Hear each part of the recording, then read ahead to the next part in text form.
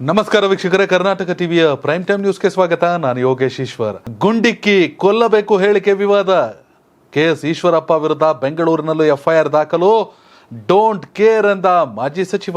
KS ಈಶ್ವರಪ್ಪನವರ ಮನೆಗೆ ನಾನೇ ಹೋಗ್ತೀನಿ, ಅವರೇ ನನಗೆ ಗುಂಡಿಕ್ಕು ಹೊಡೆದಾಕ್ಲಿ. ಮಾಜಿ ಸಚಿವರ ವಿವಾದಾತ್ಮಕ ಹೇಳಿಕೆಗೆ ಖಡಕ್ ಪ್ರತಿಕ್ರಿಯೆ ಕೊಟ್ಟಂತ ಸಂಸದ ಡಿಕೆ ಸುರೇಶ್. 10 ವರ್ಷಗಳ ಪ್ರಧಾನಿ ನರೇಂದ್ರ ಮೋದಿ ಅವರ ಆಡಳಿತ ದೇಶದ ಅಮೃತ ಕಾಲವಲ್ಲ, ಬದಲಾಗಿ ವಿನಾಶ ಕಾಲ. ಪ್ರಧಾನಿ ವಿರುದ್ಧ ಸಿಎಂ ಸಿದ್ದರಾಮಯ್ಯ ಕಿಡಿ. ಲೋಕಸಭಾ ಚುನಾವಣೆಯ ಒಳಗಾಗಿ ಪೌರತ್ವ ತಿದ್ದುಪಡಿ ಕಾಯ್ದೆ ಜಾರಿ. ಗೃಹ ಸಚಿವ ಅಮಿತ್ ಶಾ ಘೋಷಣೆ. ರವೀಂದ್ರ ಜಡೇಜಾ ಬಾಳಲ್ಲಿ ಬೆಂಕಿ ಬಿರುಗಾಳಿ. ತಂದೆಯಿಂದ ಮಗನನ್ನ ದೂರ ಮಾಡಿದ್ರ ಸೊಸೆ. ವೀಕ್ಷಕರೇ, ಮೊದಲನೇ ಸುದ್ದಿ. ಸಂಸದ ಡಿಕೆ ಸುರೇಶ್ ಮತ್ತು ವಿನಯ್ ಕುಲಕರ್ಣಿ ಅವರಿಗೆ ಗುಂಡಿಕ್ಕಿ ಕೊಲ್ಲಬೇಕೆಂದು ಹೇಳಿಕೆ ನೀಡಿದ ಬಿಜೆಪಿ ಹಿರಿಯ ನಾಯಕ ಮಾಜಿ ಸಚಿವ ಕೆಎಸ್ ಈಶ್ವರಪ್ಪ ವಿರುದ್ಧ ಆರ್ಆರ್ ನಗರ ಯುವ ಕಾಂಗ್ರೆಸ್ ಅಧ್ಯಕ್ಷ ಶಶಾಂಕ್ ಹಾಗೂ ಸಂಜಯ್ ಅವರು ಯಶವಂತಪುರ ಪೊಲೀಸ್ ಠಾಣೆಯಲ್ಲಿ ದೂರು ದಾಖಲಿಸಿದ್ದಾರೆ. ಭಯೋತ್ಪಾದನೆ ನಿಗ್ರಹ ಕಾಯ್ದೆ ಅಡಿಯಲ್ಲಿ ಪ್ರಕರಣ ದಾಖಲಿಸಿಕೊಳ್ಳುವಂತೆ ಆಗ್ರಹಿಸಲಾಗಿದೆ. ಕೆಎಸ್ ಈಶ್ವರಪ್ಪ ಅವರ ಪ್ರಚೋದನಕಾರಿ ಭಾಷಣಕ್ಕೆ ಸಂಬಂಧಿಸಿದಂತೆ ದಾವಣಗೆರೆ ಬಡಾವಣೆ ಪೊಲೀಸ್ ಠಾಣೆಯಲ್ಲಿ ಎಫ್ಐಆರ್ ದಾಖಲಾಗಿತ್ತು. ಇದೀಗ ದಾವಣಗೆರೆ ಪೊಲೀಸರು ಕೆಎಸ್ ಈಶ್ವರಪ್ಪ ಅವರಿಗೆ ನೋಟಿಸ್ ಜಾರಿ ಮಾಡಿದ್ದಾರೆ. ಅಲ್ಲದೆ ಶಿವಮೊಗ್ಗದ ಮಲ್ಲೇಶ್ವರ ಬಡಾವಣೆಯಲ್ಲಿರುವ ಕೆಎಸ್ ಈಶ್ವರಪ್ಪ ಅವರ ನಿವಾಸಕ್ಕೆ ಪೊಲೀಸರು ಭೇಟಿ ನೀಡಿದ್ದಾರೆ. ಏನೋ ಬೆಂಗಳೂರಿನ ಚಕ್ರವರ್ತಿ ಬಡಾವಣೆಯಲ್ಲಿರುವ ಕೆಎಸ್ ಈಶ್ವರಪ್ಪ ಅವರ ನಿವಾಸಕ್ಕೆ ಕಾಂಗ್ರೆಸ್ ಕಾರ್ಯಕರ್ತರು ಮುತ್ತಿಗೆ ಹಾಕಲು ಯತ್ನಿಸಿದರು. ಈ ವೇಳೆ ಪೊಲೀಸರು ಕಾರ್ಯಕರ್ತರನ್ನು ತಡೆದು ವಶಕ್ಕೆ ಪಡೆದಿದ್ದಾರೆ. ಇದೀಗ ಕೆಎಸ್ ಈಶ್ವರಪ್ಪ ನಿವಾಸಕ್ಕೆ ಪೊಲೀಸ್ ಭದ್ರತೆಯನ್ನು ಹೆಚ್ಚಿಸಲಾಗಿದೆ. ಸಂಪರ್ಕ ಕಲ್ಪಿಸುವ ರಸ್ತೆಯಲ್ಲಿ ಪೊಲೀಸ್ ಭದ್ರತೆ ಮಾಡಲಾಗಿದೆ. ಕೆಎಸ್ ಈಶ್ವರಪ್ಪ ಹೇಳಿಕೆ ವಿಚಾರವಾಗಿ ಜಿಲ್ಲೆಯ ಹರಿಹರ ತಾಲೂಕಿನ ರಾಜನಹಳ್ಳಿಯಲ್ಲಿ ಮಾತನಾಡಿರುವಂತಹ ಗೃಹ ಇಲಾಖೆ ಸಚಿವ ಡಾಕ್ಟರ್ ಜಿ ಪರಮೇಶ್ವರ್, ಗುಂಡಿಕ್ಕಿ ಕೊಲ್ಲಬೇಕೆಂದು ಹೇಳಿಕೆ ನೀಡಿದ ಈಶ್ವರಪ್ಪ ವಿರುದ್ಧ ಎಫ್ಐಆರ್ ಆಗಿದೆ. ಮಾಜಿ ಶಾಸಕ ಈಶ್ವರಪ್ಪ ವಿರುದ್ಧ ಕಾನೂನು ಕ್ರಮ ಕೈಗೊಳ್ತೇವೆ. ಕಾನೂನು ಮೀರಿ ಯಾರು ಕೂಡ ವರ್ತಿಸಬಾರದು ಎಂದು ಕಿಡಿಕಾರಿದರು. ಫೆಬ್ರವರಿ 8ನೇ ತಾರೀಕು ದಾವಣಗೆರೆಯಲ್ಲಿ ಬಿಜೆಪಿ ಜಿಲ್ಲಾಧ್ಯಕ್ಷರ ಪದಗ್ರಹಣ ಸಮಾರಂಭ ನಡೆಯಿತು. ಆ ಕಾರ್ಯಕ್ರಮದಲ್ಲಿ ಭಾಷಣ ಮಾಡುವಾಗ ಕೆಎಸ್ ಈಶ್ವರಪ್ಪ, ಸಂಸದ ಡಿಕೆ ಸುರೇಶ್ ಹಾಗೂ ಶಾಸಕ ವಿನಯ್ ಕುಲಕರ್ಣಿ ಅವರು ದೇಶದ್ರೋಹಿ ಹೇಳಿಕೆ ನೀಡಿದ್ದಾರೆ, ಅವರಿಗೆ ಗುಂಡಿಕ್ಕುವ ಕಾನೂನು ತನ್ನಿ ಎಂದು ಪ್ರಧಾನಿ ನರೇಂದ್ರ ಮೋದಿ ಅವರನ್ನ ಆಗ್ರಹಿಸಿದರು. ವಿಷಯ ಬೇರೆ ಏನೂ ಅಲ್ಲ. ಈಶ್ವರಪ್ಪ ಅವರ ಮಗ ಕಾಂತೇಶ್ ಅವರಿಗೆ ಹಾವೇರಿ ಲೋಕಸಭಾ ಬಿಜೆಪಿಯ ಟಿಕೆಟ್ ಬೇಕು. ರಾಜಕೀಯವಾಗಿ ಈಶ್ವರಪ್ಪ ಅವರ ಆಟ ಮುಗಿಯಿತು. ಈ ಸಲ ಕಾಂತೇಶಿಗೆ ಟಿಕೆಟ್ ಸಿಕ್ಕಿಲ್ಲ ಅಂದರೆ ಅವರ ಕುಟುಂಬದ ಆಟವು ಮಟಾಶ್, ಫಿನಿಶ್, ಏನು ಬೇಕಾದ್ರೆ ಆಗ್ಬಿಡುತ್ತೆ. ಇದು ಅವ್ರದ್ದೇ ಸ್ಟೈಲಿ ಸ್ಟೇಟ್ಮೆಂಟ್ಗಳು. ತಮ್ಮ ಬಾಯಿಯಲ್ಲಿ ಈ ಹಿಂದೆ ಚೆನ್ನಾಗಿ ನೆನಪಿದೆ, ಡಿ ಕೆ ಬ್ರದರ್ಸ್ ಅವರ ತಂದೆಯನ್ನು ಎಳೆದು ತಂದಿದ್ರು ತಮ್ಮ ಮಾತಿನ ದಾಟಿಯಲ್ಲಿ. ಮಾತನಾಡುವಾಗ ಯಾವ ಹಂತಕ್ಕೆ ಮಾತಾಡ್ತೀವಿ, ಯಾವ ಲಿಮಿಟ್ನಲ್ಲಿ ಮಾತಾಡ್ತೀವಿ, ಎಲುಬಿಲ್ಲ ಅಂತಾಗ ಏನೆಲ್ಲ ಮಾತನಾಡ್ತೀವಿ, ಎಲ್ಲವನ್ನ ಕೂಡ ಜನ ನೋಡ್ತಿರ್ತಾರೆ. ಜನ ಏನು ನೋಡಬೇಕಾಗಿಲ್ಲ, ಪಕ್ಷದವರೇ ತೀರ್ಸಾಕ್ಬಿಟ್ರು ಪಾಪ ಈಶ್ವರಪ್ಪನವ್ರನ್ನ. ಈಶ್ವರಪ್ಪ ಅವರಿಗೆ ಇನ್ನೊಂದು ವಿಧಾನಸಭಾ ಚುನಾವಣೆಯನ್ನು ಗೆಲ್ಲುವಂಥ ಎಲ್ಲ ತಾಕತ್ತು ವರ್ಚಸ್ಸು ಈಗಲೂ ಇದೆ. ಬೇಕಾದ್ರೆ BY ರಾಘವೇಂದ್ರ ಅವ್ರನ್ನ ಮನೆ ಕೂತ್ಕೊಳ್ಳಿ, ಈಶ್ವರಪ್ಪ ಅವ್ರು ಲೋಕಸಭೆ ಎಲೆಕ್ಷನ್ ಮಾಡ್ತಾರೆ ಅಂದರೆ ಈಶ್ವರಪ್ಪ ಅವ್ರು ಆರಾಮ್ಸೆ ಎಲೆಕ್ಷನ್ ಮಾಡ್ಕೊ ಬರ್ತಾರೆ. ಆದರೆ ತಮ್ಮದೇ ಫೈರ್ ಬ್ರ್ಯಾಂಡ್ ಹೇಳಿಕೆಗಳು ಅವರಿಗೆ ಮುಳುವಾಯಿತು. ಇದೀಗ ಮತ್ತೆ ಮಗನನ್ನು ಕೂಡ ತಮ್ಮ ಹೇಳಿಕೆಯಿಂದಲೇ ಮುಜುಗರಕ್ಕೆ ಸಿಕ್ಕಿಸುವಂಥ ಕೆಲಸವನ್ನು ಮಾಡ್ತಿದ್ದಾರೆ. ಈಶ್ವರಪ್ಪ ಅವರ ಇಂಥ ಹೇಳಿಕೆಗಳಿಂದ DK ಶಿವಕುಮಾರ್ ಬ್ರದರ್ಸ್ಗೆ ಅಥವಾ DK ಬ್ರದರ್ಸ್ಗೆ ಏನು ಸಮಸ್ಯೆ ಆಗಲ್ಲ. ಒಂದು ವೇಳೆ ಲೋಕಸಭಾ ಚುನಾವಣೆಯಲ್ಲಿ ಕಾಂತೇಶ್ ಅವ್ರಿಗೆ ಟಿಕೆಟ್ ಕೊಟ್ಟರೆ ಜನ ನೋಡ್ತಾರೆ, ನಿಮ್ಮಪ್ಪ ಹಿಂಗೆ ಮಾತಾಡ್ತಾರೆ, ನೀವು ಹೆಂಗೆ ಮಾತಾಡ್ತೀರ ಅಂತ ಕೇಳ್ತಾರೆ ನಾಳೆ ಹಾದಿ ಬೀದಿರ ಪ್ರಶ್ನೆ. ಇದೀಗ ದಾವಣಗೆರೆ, ಬೆಂಗಳೂರು ಎಲ್ಲ ಕಡೆ ಎಫ್ಐಆರ್ ದಾಖಲಾಗಿದೆ. ಗೃಹ ಸಚಿವರು ಕೂಡ ಈ ಮಾತನ್ನು ಹೇಳಿದ್ದಾರೆ. ಗುಂಡಿಟ್ಟು ಕೊಂದು ಬಿಡ್ಬೇಕಂತೆ. ಗುಂಡಿಟ್ಟು ಏನಕ್ಕೆ? ಖಾಲಿ ಪಲಾವ್ ಹೇಳಿಕೆಗಳಿವೆಲ್ಲ. ಎಸ್ಸಿನ ಮುಂದಿನ ಸುದ್ದಿ. ಈಶ್ವರಪ್ಪ ಗುಂಡಿಟ್ಟು ಕೊಲ್ಲುವುದಾದರೆ ಕೊಲ್ಲಲಿ, ಅವರ ಹೇಳಿಕೆಗೆ ನಡುಗುವ ರಕ್ತ DK ಸುರೇಶ್ ಮೈಯಲ್ಲಿ ಹರಿಯುತ್ತಿಲ್ಲ. ನಮ್ಮ ಸುದ್ದಿಗೆ ಬಂದವರಿಗೆ ಒಂದೊಂದೇ ಹಂತದಲ್ಲಿ ಸೆಟ್ಲ್ಮೆಂಟ್ ಆಗಿದೆ ಎಂದು ಉಪಮುಖ್ಯಮಂತ್ರಿ DK ಶಿವಕುಮಾರ್ ತಿರುಗೇಟು ನೀಡಿದ್ದಾರೆ. ಬೆಂಗಳೂರಿನ ಕಾಂಗ್ರೆಸ್ ಪ್ರಣಾಳಿಕೆ ಸಮಿತಿ ಸಭೆ ವೇಳೆ ಮಾತನಾಡಿದ ಅವರು, DK ಸುರೇಶ್ ಅವರಿಗೆ ಗುಂಡಿಕ್ಕುವ ಸಂಬಂಧ ನೀಡಿದ ಹೇಳಿಕೆ ಕ್ಷಮೆ ಕೇಳುವಂತ ಈಶ್ವರಪ್ಪ ಅವರನ್ನು ನಾವು ಕೇಳಲ್ಲ. ಸದನದಲ್ಲಿ ನಮ್ಮ ತಂದೆ ಬಗ್ಗೆ ಮಾತನಾಡಿದ್ರು. ಇದನ್ನೇ ಆಗಲೇ ನಾನು ಹೇಳಿದ್ದು. ಸದನದಲ್ಲಿ DK ಬ್ರದರ್ಸ್ ತಂದೆ ಬಗ್ಗೆ ಮಾತನಾಡಿದ್ರು. ಅದಕ್ಕೆ ಒಂದು ಸುತ್ತಿನ ಸೆಟ್ಲ್ಮೆಂಟ್ ಮಾಡಿದ್ದೇವೆ. ಈಶ್ವರಪ್ಪ ಈಗ ಎಲ್ಲಿದ್ದಾರೆ? ನಮ್ಮ ವಿಚಾರಕ್ಕೆ ಬಂದವರಿಗೆ ಒಂದೊಂದೇ ಹಂತದಲ್ಲಿ ಸೆಟ್ಲ್ಮೆಂಟ್ ಆಗಿದೆ. ನಮ್ಮ ಪೂರ್ವಜರಾದ ಕೆಂಪೇಗೌಡರ ಇತಿಹಾಸ ಗೊತ್ತಿದೆಯೇ? ನಮಗೆ ನಮ್ಮದೇ ಆದ ಇತಿಹಾಸವಿದೆ. ನಾವು ಕಿವಿ ಮೇಲೆ ಹೂ ಇಟ್ಕೊಂಡು ರಾಜಕಾರಣ ಮಾಡಲು ಬಂದಿಲ್ಲ ಎಂದರು. ಕಾಂಗ್ರೆಸ್ ಪಕ್ಷ ಕೇಂದ್ರ ಪ್ರಣಾಳಿಕೆ ಸಮಿತಿ ಸಭೆ ನಡೆಯುತ್ತಿದೆ.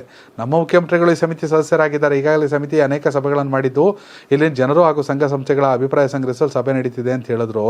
ಒಟ್ಟಿನಲ್ಲಿ ಈಶ್ವರಪ್ಪ ಅವರು ನಮ್ಮ ತಂದೆ ಬಗ್ಗೆ ಮಾತಾಡಿದಾಗ ನಾವೇನು ತಿರುಗಿಸಿ ಮಾತಾಡಲಿಲ್ಲ. ಆದರೂ ಜನ ಸೆಟ್ಲ್ಮೆಂಟ್ ಮಾಡಿಬಿಟ್ರು. ಈಗ ಕೂಡ ಅವ್ರಿಗೆ ಸೆಟ್ಲ್ಮೆಂಟ್ ಆಗಿದೆ. ಅವ್ರು ಎಲ್ಲಿ ಕುಂತವ್ರೆ? ಏನು ನಡೀತಾ ಇತ್ತು ಅವ್ರದ್ದು ಆಟ? ಫಿನಿಶ್. ಕರ್ನಾಟಕದಲ್ಲಿ BJP ಸರ್ಕಾರ ಅಧಿಕಾರಕ್ಕೆ ಬರ್ತದಂದರೆ ಯಡಿಯೂರಪ್ಪನವರು ಮುಖ್ಯಮಂತ್ರಿ ಆದರೆ ಈಶ್ವರಪ್ಪ ಅವರು ಉಪಮುಖ್ಯಮಂತ್ರಿ. ಆನಂತರ ಅಂದರೆ ಆ ಮಟ್ಟಿನ ವರ್ಚಸ್ಸು ಪಕ್ಷಕ್ಕಾಗಿ ಅಷ್ಟರ ಮಟ್ಟಿಗೆ ದುಡ್ದವರು ಪಕ್ಷ ಮೂಲೆಗೆ ಹಾಕ್ಬಿಡ್ತು. ಯಡಿಯೂರಪ್ಪ ಅವ್ರು ಜಯಿಸ್ಕೊಬಿಟ್ರು, KJP ಕಟ್ಬಿಟ್ಟು. ಯಡಿಯೂರಪ್ಪ ಅವ್ರು KJP ಕಟ್ಟಿಲ್ಲ ಅಂದರೆ ಇವತ್ತು ಈಶ್ವರಪ್ಪ ಅವ್ರಿಗಾಗಿರೋ ಪರಿಸ್ಥಿತಿ ಯಡಿಯೂರಪ್ಪ ಅವ್ರಿಗೆ 2013 ಆಗೋಯ್ತಿತ್ತು. ಕೂರಿಸ್ಬಿಡೋರು ಕೈಕಾಲು ಕಟ್ಬಿಟ್ಟು ಸಾಕು ನಿಮ್ಮದು ಅಂತ ಬೇಳೆ ಬೇಯಿಸ್ಕೊಳ್ಳೋಕೆ ಹೈಕಮಾಂಡವರು. ಯಡಿಯೂರಪ್ಪ ಅವ್ರು KJP ಕಟ್ಟಿದ್ರು, ತಾವು ಗೆಲ್ಲಿಲ್ಲ, BJPನ ಸೋಲ್ಸಿದ್ರು. ಯಡಿಯೂರಪ್ಪ ಅವ್ರ ಬೆಲೆ ಗೊತ್ತಾಯಿತು, ಕರ್ಕೊಬಂದು ಮತ್ತೆ ಮುಖ್ಯಮಂತ್ರಿ ಮಾಡಿದ್ರು. ಈಶ್ವರಪ್ಪ ಅವ್ರ ಕೈಲಿ ಆ ರೀತಿ ಏನೂ ಮಾಡೋಕ್ಕಾಗಲಿಲ್ಲ. ಎಸ್ ಆಯಿತು ಸರ್, ಓಕೆ ಸರ್, ಹಾಂ ಸರ್ ನಿಲ್ಬಾರ್ದ ಸರ್ ಚುನಾವಣೆಗೆ, ಹೌದಾ ಸರ್, ಆಯ್ತು ಸರ್ ನಾನು ನಿಲ್ಲಲ್ಲ ಸರ್. ಈಶ್ವರಪ್ಪ ಅವ್ರಿಗೆ ಹೋಲ್ಸೋರೆ ಶೆಟ್ರೆ ಎಷ್ಟೋ ಮೇಲೂ ಧಿಕ್ಕರಿಸ್ಬಿಟ್ಟು ಕಾಂಗ್ರೆಸ್ಸಲ್ಲಿ ನಿಂತರು. ಅವ್ರಿಗೆ ಮತ್ತೆ BJPಗೆ ಹೋಗೋರು, ಅದು ಬೇರೆ ವಿಷಯ. ಈಶ್ವರಪ್ಪ ಅವ್ರು ಹಂಗೆ ಮಾಡಿರೋ ಒಪ್ಕೋಬೋದಿತ್ತೇನೋ. ಇಲ್ಲಪ್ಪ ಈಶ್ವರಪ್ಪ ವೈಯಕ್ತಿಕ ವರ್ಚಸ್ಸು ಹೆಚ್ಚಾಗೈತೆ ಅಂತ. ಅದಕ್ಕೆ ಈಗ DK ಶಿವಕುಮಾರ್ ಅವ್ರು ಹೇಳೋರೆ, ಅವರೇ ಬಂದು ನಿಂತ್ಕೋತಾರೆ ಎದುರುಗಡೆ, ಅದೇನು ಗುಂಡು ಹೊಡೆಯಂಗೆ ಹೊಡೆದ್ಬಿಡಿಯತ್ತಾಗೆ, ನಿಮ್ಮ ಹೇಳಿಕೆಗೆಲ್ಲ ಎದುರುಕೊಳ್ಳೋ ಅವಶ್ಯಕತೆ ಇಲ್ಲ. ಸೆಟ್ಲ್ಮೆಂಟ್ ಏನೇನು ಆಗಬೇಕಾಗಿದೆ, ಈ ಹಿಂದೆ ನಮ್ಮ ತಂದೆ ಬಗ್ಗೆ ಮಾತನಾಡಿದ್ರಿ, ಸೆಟ್ಲ್ಮೆಂಟ್ ಮಾಡೋರು ಜನ ಈಗ ಎಲ್ಲಿ ಸೆಟ್ಲಾಗಿ ಕೂತವ್ರು ಗೊತ್ತಲ್ವಾ ಅಂತ ಟೀಕ್ಸವ್ರೆ. DK ಶಿವಕುಮಾರ್ ಅವರು ಅವ್ರದ್ದೇ ಸ್ಟೈಲಲ್ಲಿ ಕೊಟ್ಟವ್ರೆ. ಎಸ್ಸಿನ ಮುಂದಿನ ಸುದ್ದಿ, ದೇಶವಿಭಜನೆ ಹೇಳಿಕೆ ಕೊಡುವವರನ್ನ ಗುಂಡಿಕ್ಕಿ ಕೊಲ್ಲಬೇಕೆಂಬ ಈಶ್ವರಪ್ಪ ಹೇಳಿಕೆಗೆ ಸಚಿವ ಚಲುವರಾಯಸ್ವಾಮಿ ಕಿಡಿಕಾರಿದ್ದಾರೆ. KR ಪೇಟೆಯಲ್ಲಿ ಮಾತನಾಡಿದ ಅವರು, ಬಿಜೆಪಿಯವರು ಮೊದಲು ಈಶ್ವರಪ್ಪ ಹಾಗೂ ಅನಂತಕುಮಾರ್ಗೆ ಗುಂಡಿಡಲಿ ಎಂದಿದ್ದಾರೆ. ಕೇಸರಿ ಧ್ವಜವನ್ನ ರಾಷ್ಟ್ರಧ್ವಜ ಮಾಡುತ್ತೇವೆ ಎಂದು ಈಶ್ವರಪ್ಪ ಹೇಳಿದ್ದಾರೆ. ಈತ ಸಂವಿಧಾನದ ಬದಲಾಯಿಸಬೇಕೆಂದು ಅನಂತಕುಮಾರ್ ಹೆಗಡೆ ಹೇಳಿದ್ದಾರೆ. ಅವರ ಪಾರ್ಟಿಯವರು ಅವರಿಗೆ ಗುಂಡಿಕ್ಲಿ, ಆಮೇಲೆ ನೋಡೋಣ ಎಂದು ವಾಗ್ದಾಳಿ ನಡೆಸಿದರು. ಬಿಜೆಪಿಯವರಂತೆ ಕಾಂಗ್ರೆಸ್ ಶಾಸಕರು, ಸಂಸದರು ರಾಷ್ಟ್ರ ಸಂವಿಧಾನಕ್ಕೆ ಅವಮಾನ ಮಾಡಿಲ್ಲ. ರಾಜ್ಯಕ್ಕೆ ಆದ ಆರ್ಥಿಕ ಅನ್ಯಾಯದ ಬಗ್ಗೆ DK ಸುರೇಶ್ ಮಾತನಾಡಿದ್ದಾರೆ. ಅದನ್ನು ತಿಳಿದುಕೊಳ್ಳಲಾಗದೆ ಮಾತನಾಡಿದ ಈಶ್ವರಪ್ಪ, ಮೆದುಳಿಗೂ ನಾಲಿಗೆಗೂ ಕನೆಕ್ಷನ್ ಇಲ್ಲ, ಕಟ್ಟಾಗಿದೆ ಅಂತ ಚಲುವರಾಯಸ್ವಾಮಿ ಟೀಕ್ಸವ್ರೆ. ಆದ್ದರಿಂದ ಈಶ್ವರಪ್ಪಗೆ ಉತ್ತರ ಕೊಡುವ ಅವಶ್ಯಕತೆ ಇಲ್ಲ. ರಾಷ್ಟ್ರ ಹಿತ ಕಾಯುವ ಪ್ರಶ್ನೆಗೆ ಉತ್ತರ ಕೊಡ್ತೀವಿ. ರಾಜಕಾರಣಕ್ಕಾಗಿ ನಾಲಿಗೆ ಹರೆ ಬಿಟ್ಟರೆ ಉತ್ತರ ಕೊಡಲ್ಲ. ಇದೇ ವೇಳೆ ಸುಮಲತಾ BJP ವರಿಷ್ಠರ ಭೇಟಿ ವಿಚಾರ, ಸುಮಲತಾ ಅವರು BJP ಟಿಕೆಟ್ ಕೇಳ್ತಿರೋದು ಕನ್ಫರ್ಮ್ ಆಯ್ತಲ್ವಾ? ಸುಮಲತಾ BJPಯಲ್ಲಿ ಇರೋದೇ ಖಚಿತವಾಗಿದೆ. ಕಾಂಗ್ರೆಸ್ಗೆ ಅವರನ್ನು ಯಾರು ಕರೆದ್ರು ಎಂದು ಸುಮಲತಾ ಹೇಳಬೇಕಂತ ಚಲುವರಾಯಸ್ವಾಮಿ ಹೇಳಿ ಮೋದಿ ಅವ್ರನ್ನ ಭೇಟಿ ಮಾಡಿದ ವಿಚಾರಕ್ಕೆ ಸುಮಲತಾ ಅವ್ರದ್ದು ಗುಂಡಿಟ್ಟು ಹೊಡೆಯಂಗಿದ್ರೆ ಈಶ್ವರಪ್ಪ ಅವ್ರಿಗೆ, ಅನಂತಕುಮಾರ್ ಹೆಗಡೆ ಅವ್ರಿಗೆ ಹೊಡ್ಕೊಳ್ಳಿ. ಸುಮ್ಮನೆ ಅನಾವಶ್ಯಕ ಈಶ್ವರಪ್ಪನ ಬಗ್ಗೆ ಮಾತಾಡ್ತಾನೆ ಚಲುವರಾಯಸ್ವಾಮಿ ಅವರು. ಕರೆಕ್ಟು ಒಂಥರದಲ್ಲಿ. ಎಸ್ಸಿನ ಮುಂದಿನ ಸುದ್ದಿ, ಕಳೆದ 10 ವರ್ಷಗಳ ನರೇಂದ್ರ ಮೋದಿ ಅವರ ಆಡಳಿತ ದೇಶದ ಅಮೃತ ಕಾಲವಲ್ಲ, ಬದಲಾಗಿ ಅದು ಭಾರತದ ವಿನಾಶ ಕಾಲ ಎಂದು ಮುಖ್ಯಮಂತ್ರಿ ಸಿದ್ದರಾಮಯ್ಯ ಕಿಡಿಕಾರಿದ್ದಾರೆ. ಈ ಮೂಲಕ NDA ಹಾಗೂ UPA ಅವಧಿಯ ಸಾಧನೆಗಳ ಹೋಲಿಕೆಯ ಚರ್ಚೆ ಮುಂದುವರೆದಿದ್ದು, BJP ಹಾಗೂ ಕಾಂಗ್ರೆಸ್ ನಾಯಕರ ನಡುವೆ ವಾಕ್ಸಮರ ಜೋರಾಗಿದೆ.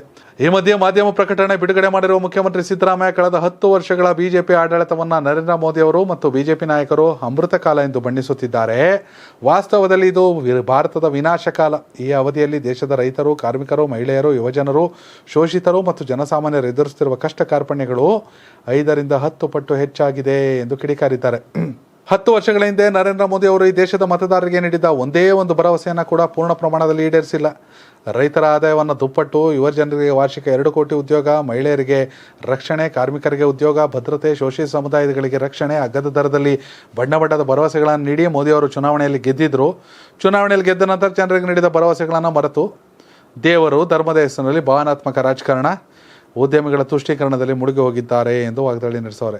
ಸಿದ್ದರಾಮಯ್ಯ ಅವರ ದೃಷ್ಟಿಯಲ್ಲಿ ಮೋದಿ ಅವರು ಏನೊಂದು ಆಡಳಿತ ಪ್ರಧಾನಿಯಾಗಿ 10 ವರ್ಷಗಳ ಕಾಲ ಅಮೃತ ಕಾಲವೂ ಅಲ್ಲ, ಯಾವ ಕಾಲ ಅಲ್ಲ, ಅದು ವಿನಾಶ ಕಾಲ ಅಂತ ಗುಡುಗೋರೆ. ಕೇವಲ ಬಣ್ಣದ ಕನಸುಗಳು, ಭರವಸೆಗಳನ್ನು ಕಟ್ಟುವುದರಷ್ಟೇ, ಕಲರ್ಫುಲ್ ಕಾಗೆ ಆರಿಸಿದ್ರು ಅಂತಾರೆ ಒಂದಷ್ಟು ಆಡು ಭಾಷೆಯಲ್ಲಿ. ಆ ರೀತಿ ಸಿದ್ದರಾಮಯ್ಯ ಅವರು ಗುಡುಗೋರೆ ಪ್ರಧಾನಿಯವರ ವಿರುದ್ಧ. ಅದು ಅಮೃತ ಕಾಲವಲ್ಲ, ವಿನಾಶ ಕಾಲ ಅಂತ ಅವರವರ ಅಭಿಪ್ರಾಯ. ಎಸ್ಸಿನ ಮುಂದಿನ ಸುದ್ದಿ, ಬಳ್ಳಾರಿ ನಗರ ಕಾಂಗ್ರೆಸ್ ಶಾಸಕ ನಾರಾ ಭರತ್ ರೆಡ್ಡಿ ಮನೆ ಕಚೇರಿಗಳ ಮೇಲೆ ಬೆಳ್ಳಂಬೆಳಗ್ಗೆ ಜಾರಿ ನಿರ್ದೇಶನಾಲಯ ಅಂದರೆ ED ಅಧಿಕಾರಿಗಳ ತಂಡ ದಾಳಿ ನಡೆಸಿತು. ಇದರ ಜೊತೆಗೆ ಭರತ್ ರೆಡ್ಡಿ ಅವರ ತಂದೆ ಮಾಜಿ ಶಾಸಕ ಸೂರ್ಯನಾರಾಯಣ ರೆಡ್ಡಿ, ಚಿಕ್ಕಪ್ಪ ಪ್ರತಾಪ್ ರೆಡ್ಡಿ ಮತ್ತು ಸಂಬಂಧಿಗಳ ಮನೆಗಳು, ಕಚೇರಿಗಳಲ್ಲಿ ಶೋಧ ನಡೀತಿದೆ. ಬೆಂಗಳೂರು, ಚೆನ್ನೈನಲ್ಲಿರುವ ಕಚೇರಿಗಳ ಮೇಲೂ ದಾಳಿ ನಡೆದಿದೆ ಎಂದು ಹೇಳಲಾಗಿದೆ. ಶಾಸಕ ಭರತ್ ರೆಡ್ಡಿ ಅವರ ಕುಟುಂಬ ಗ್ರಾನೈಟ್ ಉದ್ಯಮದಲ್ಲಿ ತೊಡಗಿಕೊಂಡಿದ್ದು, ಕೊಪ್ಪಳ ಜಿಲ್ಲೆಯ ಕುಕನೂರು, ಆಂಧ್ರಪ್ರದೇಶದ ಓಂಗಲ್ನಲ್ಲಿ ಕ್ವಾರಿಗಳನ್ನು ಹೊಂದಿದೆ. ED ಅಧಿಕಾರಿಗಳ ತಂಡ ಬೆಂಗಳೂರಿನಿಂದ ಆಗಮಿಸಿದ್ದು, ಸ್ಥಳೀಯ ಪೊಲೀಸರಿಗೂ ಮಾಹಿತಿ ನೀಡದೆ ದಾಳಿ ನಡೆಸಿದೆ ಎಂದು ಗೊತ್ತಾಗಿದೆ. ಕೆಲ ವರ್ಷಗಳ ಹಿಂದೆ ಭರತ್ ರೆಡ್ಡಿ ಅವರ ಮನೆ ಕಚೇರಿ ಮೇಲೆ IT ಅಧಿಕಾರಿಗಳು ದಾಳಿ ನಡೆಸಿದರು. ಇತ್ತೀಚೆಗೆ ತಮ್ಮ ಹುಟ್ಟುಹಬ್ಬದ ಸಂದರ್ಭದಲ್ಲಿ ಬಳ್ಳಾರಿ ನಗರ ವಿಧಾನಸಭಾ ಕ್ಷೇತ್ರ ವ್ಯಾಪ್ತಿಯಲ್ಲಿ ಅವರು ಉಚಿತ ಕುಕ್ಕರ್ಗಳನ್ನು ಹಂಚಿದ್ದರು. ಇಡೀ ದಾಳಿಗೆ ಸ್ಥಳೀಯ ಕಾಂಗ್ರೆಸ್ ಮುಖಂಡರು ತೀವ್ರ ಆಕ್ರೋಶ ವ್ಯಕ್ತಪಡಿಸಿದ್ದಾರೆ. ಮೋಕ ರಸ್ತೆಯಲ್ಲಿರುವ ಭರತ್ ರೆಡ್ಡಿ ಕಚೇರಿ ಎದುರು ಜಮಾಯಿಸಿದ ಸ್ಥಳೀಯ ಕಾಂಗ್ರೆಸ್ ನಾಯಕರು, ಕಾರ್ಪೊರೇಟರ್ಗಳು, ಕಾರ್ಯಕರ್ತರು ದಾಳಿಯನ್ನು ಖಂಡಿಸಿದರು. ಇದು ರಾಜಕೀಯ ಪ್ರೇರಿತ ಎಂದು ಹೇಳಿದರು. ಲೋಕಸಭಾ ಚುನಾವಣೆಯಲ್ಲಿ ಕಾಂಗ್ರೆಸ್ ಅನ್ನು ಕಟ್ಟಿ ಹಾಕುವ ಪ್ರಯತ್ನವಾಗಿ BJP ED ಅಧಿಕಾರಿಗಳನ್ನು ಛೂ ಬಿಟ್ಟಿದೆ ಭರತ್ ರೆಡ್ಡಿ ಅವರನ್ನು ಕುಗ್ಗಿಸಲು ಅಂತ. ಭರತ್ ರೆಡ್ಡಿ ಅಂದ ತಕ್ಷಣ ಅಷ್ಟಾಗಿ ಜನಕ್ಕೆ ಗೊತ್ತಾಗಲ್ಲ. ಈ ಬಳ್ಳಾರಿ ಭಾಗವನ್ನು ಹೊರತುಪಡಿಸಿದ್ರೆ ಮೊನ್ನೆ ವಿಧಾನಸಭೆ ಅಧಿವೇಶನದಲ್ಲಿ ಜನಾರ್ದನ್ ರೆಡ್ಡಿ ವಿರುದ್ಧ ಹಾರಿದ್ದ ನಾಯಕ ಯುವ ನಾಯಕ ಯಾರು? ರೆಡ್ಡಿ ವಿರುದ್ಧ ಯಗ್ಗಾಮುಗ್ಗ ನಾಲ್ಗೆ ಹರಿದು ಬಿಟ್ಟಿದ್ರಲ್ಲ, ಆಯಪ್ಪನ ಮನೆಲ ಅಂತ ಗೊತ್ತಾಗುತ್ತೆ. ರಾಜಕೀಯವನ್ನು ಒಂದಷ್ಟು ಸರಳವಾಗಿ ಫಾಲೋ ಮಾಡೋರಿಗೆ. ಅವರೇ ನಾರಾ ಭರತ್ ರೆಡ್ಡಿ ಅವರ ಮನೆ ಮೇಲೆ ಇಡೀ ದಾಳಿ. ಇನ್ನು ಮುಂದಿನ ಸುದ್ದಿ, ರಾಜ್ಯ ಗುತ್ತಿಗೆದಾರ ಸಂಘದ ಅಧ್ಯಕ್ಷ ಕೆಂಪಣ್ಣ ಕಾಂಗ್ರೆಸ್ ಸರ್ಕಾರದ ಮೇಲೂ 40% ಕಮಿಷನ್ ಆರೋಪ ಮಾಡಿರೋ ವಿಚಾರಕ್ಕೆ ಸಂಬಂಧಿಸಿದಂತೆ ಕಳೆದ 8 ತಿಂಗಳಿಂದ ನಿರಂತರವಾಗಿ ಸರ್ಕಾರ ಕಮಿಷನ್ ಪಡೆಯುತ್ತಿದೆ, ಸರ್ಕಾರ ಸುಲಿಗೆ ಮಾಡ್ತಿದೆ ಎಂದು ಗುತ್ತಿಗೆದಾರ ಆರೋಪ ಮಾಡ್ತಿದ್ದಾರೆ. ಇದು ಲೂಟಿಕೋರರ ಸರ್ಕಾರ ಎಂಬುದು ಸಾಬೀತಾಗಿದೆ. ಎಲ್ಲ ಮಂತ್ರಿಗಳು ಅವರವರ ಹೆಸರಿನಲ್ಲಿ ಟ್ಯಾಕ್ಸ್ ಹಾಕಿಕೊಂಡಿದ್ದಾರೆ. ಡೆವಲಪರ್ಗಳು ಗುತ್ತಿಗೆದಾರರು ಹೇಳುವ ಪ್ರಕಾರ ಸ್ಕ್ವೇರ್ ಫೀಟ್ ಜಾಗಕ್ಕೆ ಹಣ ನಿಗದಿ ಮಾಡಿದ್ದಾರೆ. ಸ್ಕ್ವೇರ್ ಫೀಟ್ ಜಾಗಕ್ಕೆ 75 ರೂಪಾಯಿ ಹಣ ನಿಗದಿಪಡಿಸಿದ್ದಾರೆ. 4,000 ಚದರ ಅಡಿ ಮೇಲೆ ಬಿಲ್ಡಿಂಗ್ ಕಟ್ಟುವವರಿಂದ ಹಣ ವಸೂಲಿ ಮಾಡಿದ್ದಾರೆ. 80% ಲೂಟಿ ಮಾಡುತ್ತಿರುವುದು ನಿಜ ಎಂದು ವಿರೋಧ ಪಕ್ಷದ ನಾಯಕ ಆರ್ ಅಶೋಕ್ ಆರೋಪ ಮಾಡಿದರು. ಬೆಂಗಳೂರಲ್ಲಿ ಮಾತನಾಡಿದ ಅವರು, ಈ ಹಿಂದೆ ಸಿದ್ದರಾಮಯ್ಯ ಪೇ CM ಪೋಸ್ಟರ್ ಅಂಟಿಸಿದ್ರು, ನಿಮ್ಮ ಮುಖದ ಮೇಲೆ ಯಾವ ಪೋಸ್ಟರ್ ಅಂಟಿಸ್ಕೊಳ್ತೀರಾ? ಈಗ ಪೇ ಸಿದ್ದರಾಮಯ್ಯ ಅಂತ ಪೋಸ್ಟರ್ ಅಂಟಿಸ್ಕೊಳ್ತೀರಾ? ಪಂಚರಾಜ್ಯ ಚುನಾವಣೆಗೆ ದುಡ್ಡು ಲೂಟಿ ಮಾಡಿ ಕಳಿಸಿದ್ದಾಯಿತು, ಈಗ ಲೋಕಸಭಾ ಚುನಾವಣೆಗೆ ಲೂಟಿ ಮಾಡಿ ಕಳಿಸಿದ್ದೀರಾ? ಮುಖ್ಯಮಂತ್ರಿ ಸಿದ್ದರಾಮಯ್ಯ ತಕ್ಷಣ ರಾಜೀನಾಮೆ ನೀಡಬೇಕೆಂದು ಆಗ್ರಹಿಸಿದ್ದಾರೆ. ಗುತ್ತಿಗೆದಾರ ಸಂಘದ ಕೆಂಪಣ್ಣ ಅವರು ಆರೋಪವನ್ನು ಮಾಡಿದ್ರು, ಕಾಂಗ್ರೆಸ್ ಸರ್ಕಾರದಲ್ಲಿ 40% ಕಮಿಷನ್ ಐತೆ ಅಂತ. ಆದರೆ ಅಧಿಕಾರಿಗಳ ಮೇಲೆ ಆರೋಪವನ್ನು ಮಾಡಿದರೆ ಹೊರತು ಶಾಸಕರು ಅಥವಾ ಸಚಿವರ ಮೇಲೆ ಮಾಡಿಲ್ಲ. ಪೇ CM ಅಭಿಯಾನ ಕರ್ನಾಟಕದಲ್ಲಿ ಕಾಂಗ್ರೆಸ್ ಸರ್ಕಾರ ಅಧಿಕಾರಕ್ಕೆ ಬರೋದರಲ್ಲಿ ಪ್ರಮುಖ ಪಾತ್ರ ವಹಿಸಿರಲಿಲ್ಲ, ಅದು ಒಂದು ಅಂಶ. ಪೇ TM ಅನ್ನು ಪೇ CM ಅಂತ ಮಾಡಿ ಅದರೊಳಗಡೆ ಬೊಮ್ಮಾಯಿ ಅವ್ರ ಫೋಟೋನ QR ಕೋಡಲ್ಲಿ ಇಟ್ಬಿಟ್ಟು ಅದನ್ನೇ ನೀವೀಗ ಮಾಡ್ಕೊಳ್ಳಿ ಅಂತ ಅಶೋಕ್ ಅವ್ರು ಹೇಳ್ತಾವ್ರೆ. ತಲೆಯಲ್ಲಿ ಬೇರೆ ಯಾವುದೂ ಇಲ್ಲ. ಆರ್ ಅಶೋಕ್ ಅವರ ವಿಚಾರದಲ್ಲಿ ಅದೇನೋ ಬೆಟ್ಟ ಆಗಿದ್ಬಿಟ್ಟು ಇಲಿ ಹಿಡಿದ್ರು ಅಂತಾರಲ್ಲ, ಹಂಗೆ ಆರ್ ಅಶೋಕ್ ಅವ್ರನ್ನ ವಿಪಕ್ಷ ನಾಯಕರನ್ನು ಹಾಕ್ಸಿತ್ತು. ಆರ್ ಅಶೋಕ್ ಅವ್ರಿಗೆ ನಿಜಕ್ಕೂ ಅಂತ ಒಂದು ಒಳ್ಳೆ ಕೆಪಾಸಿಟಿ ಇದ್ದರೆ ಪೇ CMನೇ ಕಾಪಿ ಮಾಡ್ತೀರಾ, ಬೇರೆ ತಗೊಳ್ಳಿ. ಆಯೋಗ ದೂರನ ಕೊಟ್ಟಿದೆ ತಾನೇ, ಆರೋಪವನ್ನು ಮಾಡಿದೆ ತಾನೇ 40% ಕಮಿಷನ್ನ ಈ ಸರ್ಕಾರದಲ್ಲಿ ಇದೆ ಅಂತ. ಬೇರೆ ರೀತಿಯ ಸೋಷಿಯಲ್ ಮೀಡಿಯಾ ಕ್ಯಾಂಪೇನ್ ಮಾಡಿ, ಬೇರೆ ರೀತಿಯಲ್ಲಿ ತಮ್ಮ ಟ್ಯಾಲೆಂಟನ್ನು ತೋರಿಸಿ, ಕಾಂಗ್ರೆಸ್ ಅವ್ರು ಮಾಡಿರಲ್ಲ ಅದನ್ನೇ ಅವ್ರಿಗೆ ಅಂಟಿಸ್ಕೊಳ್ಳಿ ಅಂತೀರ. ಒಟ್ಟಿನಲ್ಲಿ ಆರ್ ಅಶೋಕ್ ಅವರು ವಿಪಕ್ಷ ನಾಯಕರಾಗಿದ್ದಾರೆ. ಚುನಾವಣೆಯಲ್ಲಿ 28ಕ್ಕೆ 28 ಸೀಟುಗಳನ್ನು ಗೆಲ್ಲಿಸೋದ್ರಲ್ಲಿ ವಿಜಯನ್ ರಾವ್ರಿಗೆ, ಕುಮಾರಸ್ವಾಮಿ ಅವರಿಗೆ ಸಾಥ್ ಕೊಡೋಕೆ ನಡೆದವ್ರೆ. ಈಗ ವಿಪಕ್ಷ ನಾಯಕರಾಗಿ ಪ್ರೊಟೆಸ್ಟ್ ಮಾಡಲೇಬೇಕು, ಮಾಡ್ತಾವ್ರೆ. ಇನ್ನು ಮುಂದಿನ ಸುದ್ದಿ, ಲೋಕಸಭಾ ಚುನಾವಣೆಯಲ್ಲಿ ಬಿಜೆಪಿ 370 ಕ್ಷೇತ್ರಗಳಲ್ಲಿ ಗೆಲುವು ಸಾಧಿಸಲಿದೆ. NDA ಒಕ್ಕೂಟ 400ಕ್ಕೂ ಹೆಚ್ಚು ಕ್ಷೇತ್ರಗಳಲ್ಲಿ ವಿಜಯ ಪತಾಕೆ ಹಾರಿಸಲಿದೆ ಎಂದು ಕೇಂದ್ರ ಗೃಹ ಸಚಿವ ಅಮಿತ್ ಶಾ ಭರವಸೆ ನೀಡಿದ್ದಾರೆ. 3ನೇ ಬಾರಿಗೆ ಪ್ರಧಾನಿ ನರೇಂದ್ರ ಮೋದಿ ಸರ್ಕಾರ ರಚನೆ ಮಾಡುವ ಬಗ್ಗೆ ವಿಶ್ವಾಸ ಇದೆ ಎಂದಿರುವ ಅಮಿತ್ ಶಾ ಕಾಂಗ್ರೆಸ್ ವಿರುದ್ಧ ವಾಗ್ದಾಳಿ ನಡೆಸಿದರು. ಲೋಕಸಭಾ ಚುನಾವಣೆಯಲ್ಲಿ ಯಾರಿಗೆ ಗೆಲುವು ಸಿಗಲಿದೆ ಅನ್ನೋದ್ರ ಬಗ್ಗೆ ಯಾವುದೇ ಸಸ್ಪೆನ್ಸ್ ಆಗಿ ಉಳಿದಿಲ್ಲ ಅಂತ ಹೇಳಿದ್ರು. ಇನ್ನು ಕಾಂಗ್ರೆಸ್ಗೆ ಕೂಡ ಇದು ಅರ್ಥ ಆಗಿದೆ ಅಂತ ಹೇಳಿದ ಅವರು, ಲೋಕಸಭಾ ಚುನಾವಣೆ ಒಳಗಾಗಿಯೇ ನಾವು ದೇಶಾದ್ಯಂತ CAA ಆ್ಯಕ್ಟ್ 2019 ಅಂದರೆ ಪೌರತ್ವ ತಿದ್ದುಪಡಿ ಕಾಯ್ದೆಯನ್ನು ಜಾರಿ ಮಾಡ್ತೀವಿ. 2019ರಲ್ಲಿ CAA ತಿದ್ದುಪಡಿ ಮಸೂದೆ ಅಂಗೀಕಾರಗೊಂಡಿದೆ. ಕೊಟ್ಟ ಮಾತಿನಂತೆ ಲೋಕಸಭಾ ಚುನಾವಣೆ ಒಳಗಾಗಿ ಜಾರಿಗೆ ತರುತ್ತೇವೆ. CAA ವಿಚಾರದಲ್ಲಿ ನಮ್ಮ ಮುಸ್ಲಿಂ ಸಹೋದರರನ್ನು ಮಿಸ್ಲೀಡ್ ಮಾಡಲಾಗ್ತಾ ಇದೆ. ಇದು ಭಾರತದಲ್ಲಿ ಮುಸ್ಲಿಮರ ಪೌರತ್ವವನ್ನು ಕಿತ್ತುಕೊಳ್ಳುವುದಕ್ಕಾಗಿ ನಾವು ಜಾರಿಗೆ ತರ್ತಿಲ್ಲ. ಇದರ ಉದ್ದೇಶ ಪಾಕಿಸ್ತಾನ, ಅಫ್ಘಾನಿಸ್ತಾನ, ಬಾಂಗ್ಲಾದೇಶದಲ್ಲಿ ಕಿರುಕುಳಕ್ಕೆ ಒಳಗಾಗಿ ಭಾರತದಲ್ಲಿ ಆಶ್ರಯ ಪಡೆದುಕೊಂಡಿರುವವರಿಗೆ ನೀಡುತ್ತಿರುವ ಪೌರತ್ವ ಅಷ್ಟೇ. ಇದರಲ್ಲಿ ದೇಶದಲ್ಲಿರೋ ನಾಗರಿಕ ಪೌರತ್ವವನ್ನು ಕಿತ್ತುಕೊಳ್ತಿಲ್ಲ ಅಂತ ಹೇಳೋರೆ. ಏನಿದು CAA? ಪಾಕಿಸ್ತಾನ, ಅಫ್ಘಾನಿಸ್ತಾನ, ಬಾಂಗ್ಲಾದೇಶದಲ್ಲಿ ಧಾರ್ಮಿಕ ಕಿರುಕುಳಕ್ಕೆ ಒಳಗಾಗಿ ಭಾರತಕ್ಕೆ ಬಂದ ಹಿಂದೂಗಳು, ಸಿಖ್ಖರು, ಬೌದ್ಧರು, ಜೈನರು, ಪಾರ್ಸಿಗಳು ಮತ್ತು ಕ್ರಿಶ್ಚಿಯನ್ನರಿಗೆ ಎಲ್ಲಿನ ಪೌರತ್ವ ನೀಡುವುದನ್ನು ಪ್ರತಿಪಾದಿಸುತ್ತೆ. ಮುಸ್ಲಿಮರನ್ನು ಈ ಕಾಯ್ದೆಯಿಂದ ದೂರ ಇಡಲಾಗಿದೆ. 2014 ಡಿಸೆಂಬರ್ 31ರ ಮೊದಲು ಭಾರತಕ್ಕೆ ವಲಸೆ ಬಂದ ಮುಸ್ಲಿಮೇತರ ವಲಸಿಗರಿಗೆ ಭಾರತದ ಪೌರತ್ವ ನೀಡಲು ಅವಕಾಶವನ್ನು ಈ ಕಾಯ್ದೆ ಮಾಡಿಕೊಡುತ್ತೆ. ಹೀಗಾಗಿ ಬಿಫೋರ್ ಎಲೆಕ್ಷನ್ ಇದನ್ನ ಮಾಡೇ ಮಾಡ್ತೀವಿ ಅಂತ ಅಮಿತ್ ಶಾ ಹೇಳೋರೆ. ಇನ್ನು ಮುಂದಿನ ಸುದ್ದಿ, ರಾಜ್ಯದಲ್ಲಿ ಕಾನೂನು ಸುವ್ಯವಸ್ಥೆ ಸಂಪೂರ್ಣ ಹದಗೆಟ್ಟಿರುವ ಹಿನ್ನೆಲೆಯಲ್ಲಿ ಏಕನಾಥ್ ಶಿಂದೆ ನೇತೃತ್ವದ ಮಹಾರಾಷ್ಟ್ರ ಸರ್ಕಾರವನ್ನು ವಜಾಗೊಳಿಸುವಂತೆ ಶಿವಸೇನೆ ಮುಖ್ಯಸ್ಥ ಉದ್ಧವ್ ಠಾಕ್ರೆ ಒತ್ತಾಯಿಸಿದ್ದಾರೆ. ಮುಂಬೈನಲ್ಲಿ ಮಾತನಾಡಿದ ಠಾಕ್ರೆ, ರಾಜ್ಯದಲ್ಲಿ ರಾಷ್ಟ್ರಪತಿ ಆಳ್ವಿಕೆ ಹೇರಿಕೆ ಹೊಸದಾಗಿ ಚುನಾವಣೆ ನಡೆಯಬೇಕು ಎಂದು ಆಗ್ರಹಿಸಿದರು. ದಹಿಸರ್ನಲ್ಲಿ ಶಿವಸೇನೆ ಪಕ್ಷದ ನಾಯಕರನ್ನು ಗುಂಡಿಕ್ಕಿ ಹತ್ಯೆ ಮಾಡಲಾಗಿದೆ. ಈ ಘಟನೆ ಉಲ್ಲೇಖಿಸಿ ರಾಜ್ಯದಲ್ಲಿ ಕಾನೂನು ಮತ್ತು ಸುವ್ಯವಸ್ಥೆ ಸಂಪೂರ್ಣ ಹದಗೆಟ್ಟಿದೆ. ಹೀಗಾಗಿ ಮಹಾರಾಷ್ಟ್ರ ಸರ್ಕಾರವನ್ನು ವಜಾಗೊಳಿಸಬೇಕೆಂದು ಮಾಜಿ CM ಒತ್ತಾಯಿಸಿದ್ದಾರೆ. ರಾಜ್ಯ ಸರ್ಕಾರ ದರೋಡೆಕೋರರನ್ನು ರಕ್ಷಿಸುತ್ತಿದೆ ಎಂದು ಉದ್ಧವ್ ಠಾಕ್ರೆ ಆರೋಪಿಸಿದ್ದಾರೆ. ಗುರುವಾರ ಸಂಜೆ ಸ್ಥಳೀಯ ಉದ್ಯಮಿ ಮತ್ತು ಸಾಮಾಜಿಕ ಕಾರ್ಯಕರ್ತ ಮೌರಿಸ್ ನೊರೋನ್ಹಾ ಅವರನ್ನು ಫೇಸ್ಬುಕ್ ಲೈವ್ನಲ್ಲಿ ಶಿವಸೇನಾ ನಾಯಕ ವಿನೋದ್ ಫೋಸಲ್ಕರ್ ಅವರ ಪುತ್ರ ಮಾಜಿ ಕಾರ್ಪೊರೇಟರ್ ಅಭಿಷೇಕ್ ಫೋಸಲ್ಕರ್ ಅವರು ಗುಂಡಿಕ್ಕಿ ಕೊಂದಿದ್ದಾರೆ. ನಂತರ ನೋರಾನ್ ಅವರು ಸಹ ಆತ್ಮಹತ್ಯೆ ಮಾಡಿಕೊಂಡಿದ್ದಾರೆ ಎಂದು ಪೊಲೀಸರು ತಿಳಿಸಿದ್ದಾರೆ. ಇದಕ್ಕೂ ಮುನ್ನ ಫೆಬ್ರವರಿ 2ರಂದು ಮುಂಬೈ ಸಮೀಪದ ಉಲ್ಲಾಸ್ ನಗರದ ಪೊಲೀಸ್ ಠಾಣೆಯೊಂದರಲ್ಲಿ ಭೂ ವಿವಾದ ಮತ್ತು ರಾಜಕೀಯ ಪೈಪೋಟಿಗೆ ಸಂಬಂಧಿಸಿದಂತೆ ಭಾರತೀಯ ಜನತಾ ಪಕ್ಷದ ಶಾಸಕ ಗಣಪತ್ ಗಾಯಕ್ವಾಡ್ ಅವರು ಏಕನಾಥ್ ಶಿಂದೆ ನೇತೃತ್ವದ ಶಿವಸೇನೆಯ ಸ್ಥಳೀಯ ನಾಯಕನ ಮೇಲೆ ಫೆಬ್ರವರಿ 2ರಂದು ಗುಂಡು ಹಾರಿಸಿದರು. ಹೀಗಾಗಿ ರಾಜ್ಯದಲ್ಲಿ ಕಾನೂನು ಸುವ್ಯವಸ್ಥೆ ಹದಗೆಟ್ಟಿದೆ. ಹಿನ್ನೆಲೆ ಏಕನಾಥ್ ಶಿಂದೆ ನೇತೃತ್ವದ ಮಹಾರಾಷ್ಟ್ರ ಸರ್ಕಾರವನ್ನು ವಜಾಗೊಳಿಸಬೇಕಂತ ಉದ್ಧವ್ ಠಾಕ್ರೆ ಆಗ್ರಹಿಸಿದ್ದಾರೆ. ಇನ್ನು ಮುಂದಿನ ಸುದ್ದಿ, ಪಾಕಿಸ್ತಾನದಲ್ಲಿ ನಡೆದ ಸಾರ್ವತ್ರಿಕ ಚುನಾವಣಾ ಫಲಿತಾಂಶ ಪ್ರಕಟವಾಗಿ ಅತಂತ್ರ ಸ್ಥಿತಿ ನಿರ್ಮಾಣವಾದ ಬೆನ್ನಲ್ಲೇ ವಿವಿಧ ಪ್ರಕರಣಗಳಲ್ಲಿ ಶಿಕ್ಷೆಗೆ ಗುರಿಯಾಗಿ ಜೈಲು ಪಾಲಾಗಿದ್ದ ಪಾಕ್ ಮಾಜಿ ಪ್ರಧಾನಿ 12 ಪ್ರಕರಣಗಳಲ್ಲಿ ಜಾಮೀನು ಪಡೆದಿದ್ದಾರೆ. ಮೇ 9ರ ಗಲಭೆಗೆ ಸಂಬಂಧಿಸಿದಂತೆ 12 ಪ್ರಕರಣಗಳಲ್ಲಿ ಪಾಕ್ ಮಾಜಿ ಪ್ರಧಾನಿ ಇಮ್ರಾನ್ ಖಾನ್ ಹಾಗೂ ವಿದೇಶಾಂಗ ಮಾಜಿ ಸಚಿವ ಶಾ ಮಹಮೂದ್ ಖುರೇಷಿ ಜಾಮೀನು ದೊರೆತಿದೆ. ಕಳೆದ ವರ್ಷ ಮೇ ತಿಂಗಳಲ್ಲಿ ಸೇನಾ ನೆಲೆಗಳ ಮೇಲಿನ ದಾಳಿಗೆ ಸಂಬಂಧಿಸಿದಂತೆ 12 ಪ್ರಕರಣಗಳಲ್ಲಿ ಪಾಕಿಸ್ತಾನದ ಭಯೋತ್ಪಾದನಾ ವಿರೋಧಿ ನ್ಯಾಯಾಲಯವು ಮಾಜಿ ಪ್ರಧಾನಿ ಇಮ್ರಾನ್ ಖಾನ್ ಹಾಗೂ ಮಾಜಿ ವಿದೇಶಾಂಗ ಸಚಿವ ಶಾ ಮಹಮೂದ್ ಖುರೇಷಿಗೆ ಶಿಕ್ಷೆ ವಿಧಿಸಿತ್ತು. ಇದೀಗ ಉಭಯ ನಾಯಕರಿಗೂ ಜಾಮೀನು ಮಂಜೂರಾಗಿದೆ. ಆರ್ಥಿಕವಾಗಿ ರಾಜಕೀಯವಾಗಿ ಸಂಕಷ್ಟದಲ್ಲಿರುವ ಪಾಕಿಸ್ತಾನ ಸಂಸತ್ ಚುನಾವಣೆಯ ಫಲಿತಾಂಶ ಪ್ರಕಟಗೊಂಡಿದ್ದು, ಜೈಲು ಸೇರಿರುವ ಮಾಜಿ ಪ್ರಧಾನಿ ಇಮ್ರಾನ್ ಬೆಂಬಲಿತ ಪಕ್ಷೇತರ ಅಭ್ಯರ್ಥಿಗಳು ಅಚ್ಚರಿ ರೀತಿಯಲ್ಲಿ ಮುನ್ನಡೆ ಸಾಧಿಸಿದ್ರು, ಗೆದ್ದಿದ್ರು. ಪ್ರಧಾನಿಯಾಗುವ ಕನಸು ಕಂಡಿದ್ದ ಮಾಜಿ ಪ್ರಧಾನಿ ನವಾಜ್ ಶರೀಫ್ ಅವರು PMLN ಮತ್ತು ಬಿಲಾವಲ್ ಭುಟ್ಟೋ ಅವರು PPP ಭಾರಿ ಹಿನ್ನಡೆಯನ್ನು ಅನುಭವಿಸಿತು.